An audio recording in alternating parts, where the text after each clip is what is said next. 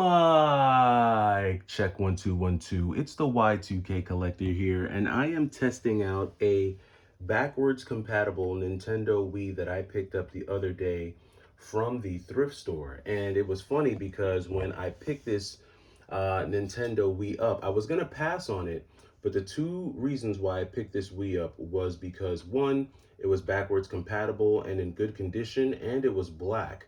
Most of the Nintendo Wiis that I pick up that are backwards compatible come in the white colorway.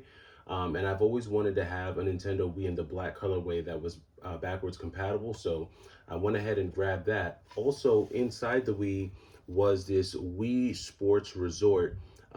Disc only, it does work, but I already have a copy of this. So I should be able to sell this Wii, even loose disc, and cover a good chunk of the cost of this Wii. Now, I did pay a little bit more than I think I should have for this Wii. It was roughly around 50 bucks, 55 bucks for the Wii, but it did come with two Wii remotes. So it came with obviously all of the hookups. It came with two Wii remotes along with the Wii nunchucks as well. So it was fully loaded. It had everything with it. It was in pretty good shape. Like I said, really good condition. And condition matters to me a bunch, especially when I'm building my collection. And the backwards compatibility was the biggest factor for me. If I sell the Wii even loose disc, and if I can sell it for 20 to 25 bucks, that would mean that this Wii only costed me around $25, 25, 30 bucks. So I can't be mad at that. The last time I actually picked up a Nintendo Wii, I also picked it up with a copy of Wii Sports Resort as well. Only thing is that time it only cost me 30 bucks. But the difference was, well, the thing was with that Wii, it came with a box, but it wasn't fully complete. It was missing a couple pieces here and there, but I was able to sell that Wii and pretty much recoup, all the money spent on that. But I wanted to talk about the Wii because, when we talk about nostalgia and we talk about like Gen 7 nostalgia, because I think I'm thinking the Wii is Gen 7 because it's not Gen 6. Gen 6 would have been GameCube. And we don't really see a ton of nostalgia around the Wii. And it's like, what about the Wii? What is it about the Wii that makes people just kind of gloss over it? It seems like the only games that make the Wii relevant are Mario Kart, Super Smash Bros, and Wii Sports. I mean, I don't really hear a lot of people talking about Wii games or collecting for the Wii in like a meaningful way outside of maybe just some nostalgia that they have for it. And I get it. The Wii wasn't necessarily like a gamer's console. It was really meant to be like a family entertainment system, and Nintendo was wildly successful with that, which is probably why it sold so many units. But for me, I still think that there are plenty of games that are good for like a gamer's gamer. I think that there are games on the Wii that if you're someone who is like collecting for a particular niche, I think you can find niche games on the Wii. The only thing is that you won't find many. So I'm more of a hack and slash, beat 'em up, shoot 'em up type of guy. And I don't have a large Wii collection at all. I probably could count on both hands how many Wii games I have. But the ones that I do have cater to my gaming style. And this is what I talk about when I talk about niching down. You can niche down for any console, even the Wii. So I'll show you some of the games that I have for the Wii. The first one that I have is the Arcade Data East Classics. Now, this is a really cool compilation game of a bunch of really dope Data East games. And it includes some really cool beat 'em ups. It includes some old school basketball games. I think it has a couple shoot 'em ups in there, some hack and slashers. So if you're into like arcade style 2D games, this is a really, really cool game for you to check out on the Wii. If you've never heard of this one, this is one that I've had in my collection for quite some time. And one of the things that I look for when collecting Wii games is I look to see if the game is compatible with more than just the Wii remote controller. Because as fun as the Wii remote controller is, I don't particularly like playing with that controller all the time. So I try to make sure that at least I can use like the standard controller with it or the GameCube controller. And because these are like 2D arcade games, you can use either the GameCube controller or like the classic controller to play these games. So this is a pretty cool one. Definitely one that I would check out if you're thinking about maybe starting a Wii collection. And the Wii is super cheap. It's super cheap to collect for right now. Another game that I mentioned this game yesterday, but Castle of Shikigami 3. This is a shoot 'em up that's the third installment in the Castle of Shikigami series. The first game, or the one that a lot of people I think know about, is Castle of Shikigami 2. That was on the PlayStation 2, and then I think that also got a Switch release. Very cool shoot 'em up.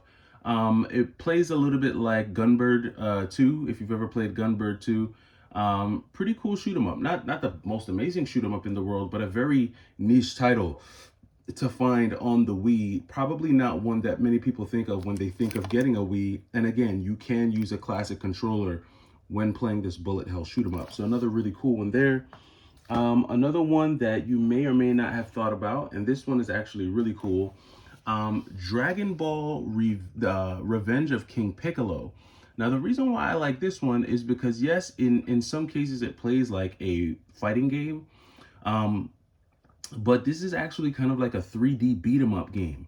And I'm a huge fan of Dragon Ball beat 'em up games. In fact, one of my favorite Game Boy Advance games is Dragon Ball Adventure. If you've never played that game, you have to play it. I remember when I first got that game, I could not stop playing it until I beat it.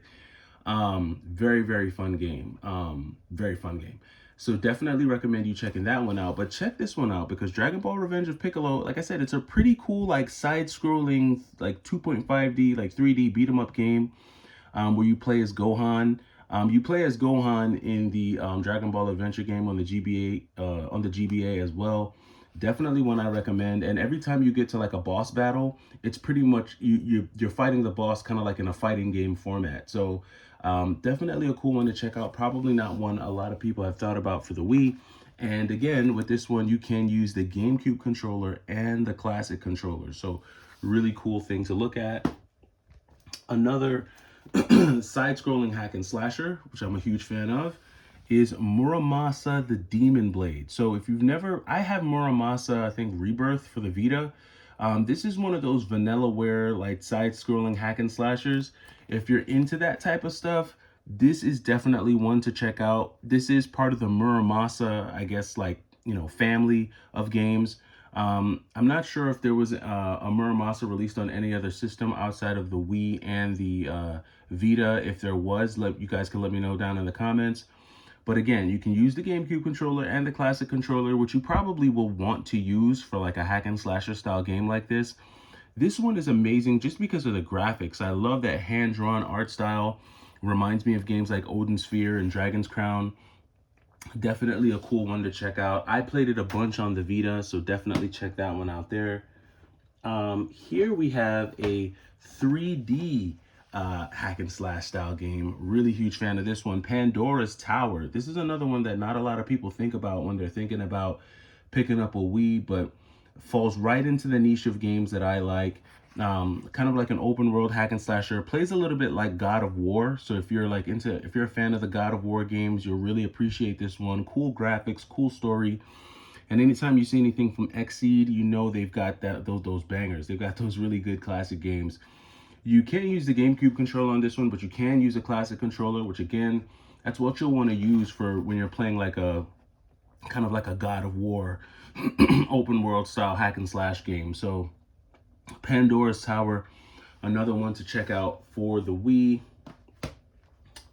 Here goes one. If you're a fan of Marvel vs. Capcom, then you'll definitely like this one. Tatsunoko versus Capcom. Not going to spend a lot of time talking about this one. You guys know about this one.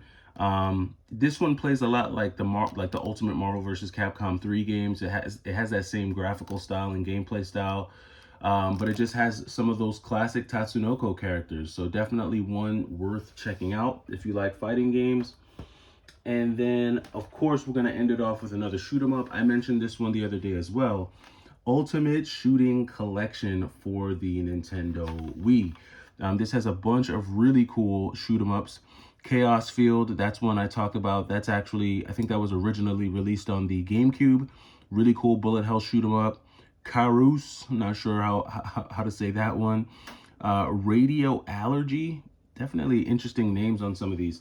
So some pretty cool shoot 'em ups. Again, you can use the GameCube controller and the classic controller.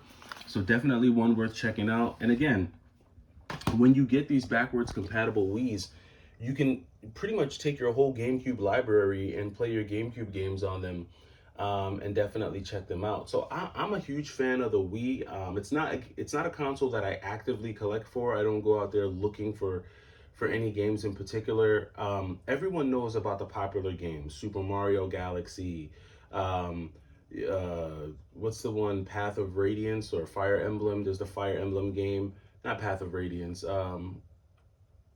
I can't remember the name of the Fire Emblem game. If you guys can remember the Fire Emblem game for the Wii, let me know down in the comments. But those are a lot of the more popular games, popular titles that everyone is aware of, everyone knows about. And there's nothing wrong with buying and collecting those games. You can do that.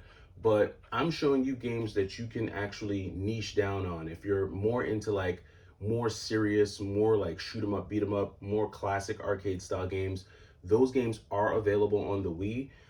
They're just really not common. Like you're really not gonna see them that often out there in the wild.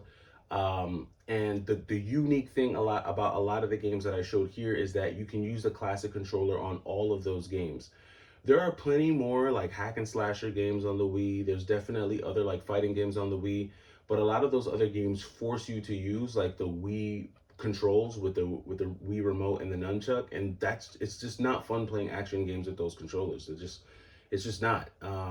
At least not to me. I mean, you guys can let me know down in the comments, but let me know what you guys think about the Wii. Do you think the Wii is going to have any relevance moving forward, or do you think it's just one of those consoles that's just going to kind of get left in the wind, and one that no one really cares about? I'm interested to know your thoughts, and I'll catch you in the next video. It's Y2K Collector. Take it easy.